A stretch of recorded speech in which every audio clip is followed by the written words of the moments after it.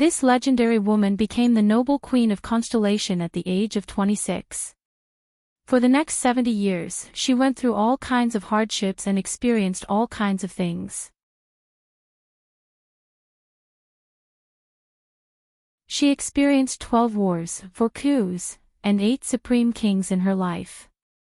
She witnessed the rebellion of the Cutter's Palace, the return of the young, the humiliation of the Great Spirit, the evil waves of the Eastern Sea, sharpening the edge with blood, and many other legendary stories that were changed into historical dramas. But she still stood at the peak of the era. In that era when the great dragon rose, constellation dimmed, and war occurred frequently, she firmly held the helm of the kingdom's fate. But Thales was immediately puzzled. But why Little Iron Spike? Doyle was beaming with joy. He seemed very happy that the prince asked him about the gossip of the nobles. Because Little Iron Spike has someone else, and unfortunately, she's also in the Barney family. She's this young baron's great-great-grandmother. That little old lady is still alive. I saw her once when I went to Barney Manor, and I thought I ran into the legendary evil tree demon. Glover cleared his throat loudly. Doyle realized that he had said the wrong thing. Being quick-witted, he immediately changed the topic. In short, when Lady Eleanor, who likes to kiss your hand, was still young, she married into the Barney family, which was at its peak. That was before the bloody year. The old lady, Little Iron Spike, was very skillful. She gave them an important minister in the court and a fiefdom outside the court. They even had 2 collateral relatives in the royal guards, and they even held important positions. Doyle spoke in a carefree manner. He seemed to enjoy this kind of gossip. The Barney family, which is at its peak. Thales was stunned. But Doyle stared at Lady Eleanor's back and clicked his tongue softly. What a pity. What's wrong? Lady Eleanor's new husband, Viscount Barney at that time, was not only old enough to be her father, but he was also a sickly man who was bedridden all day long. He died a few years after the bloody year. Doyle pursed his lips and sighed. She was left as a widow at a young age, and she even brought up a foolish child. Even remarrying would be troublesome. But Doyle changed his train of thought. No, with Little Iron Spike around, who would dare to let her grandniece and granddaughter-in-law remarry? You know, there are many people in the noble circle near the capital who secretly mocked her, saying that the child in her womb is actually not. Doyle's words were still ringing in his ears, but the prince's attention was once again attracted by the mother who was widowed at a young age and raised her child alone. Thales stared at Lady Eleanor's figure. He saw her calmly grab her son, who was different from ordinary people, and without any explanation, she clasped his fingers. She first took a few deep breaths before she walked into the Duke of Star Lake's banquet hall with her head held high and her chest puffed out. She completely ignored the strange gazes from the people around her. Only then did Thales notice that Eleanor's makeup was good, but it could not hide the wrinkles at the corners of her eyes. But her neck was fair and slender, and her waist was alluring. It had never been bent. Thales suddenly remembered that after Empress Dowager Eleanor's life, which was full of ups and downs, came to an end, her descendants had different opinions about her. Her critics criticized her for her passion for power struggles, her manipulation of the palace, her schemes to monopolize politics, poisoning the people, and persecuting the loyal. Her supporters praised her for being skillful, tenacious, and courageous. She supported the kingdom during the years when Constellation was silent, and she turned the tide. However, the most widely remembered comment by the people was left behind by a nameless bard. It was a comment that shone in the annals of history. I can no longer remember if Eleanor was beautiful, or how graceful she was. I only know that even if there were thousands of iron spikes beneath her feet, she could still walk calmly without a change in expression. You're tuning into the LoveLore Library YouTube channel. We're so grateful for your support, and don't forget to subscribe to join us on this incredible journey through captivating stories. Your generosity through donations truly makes a world of difference, as it's the primary source of revenue that allows me to expand and enhance this channel for you. Thank you from the bottom of my heart for being a part of this adventure.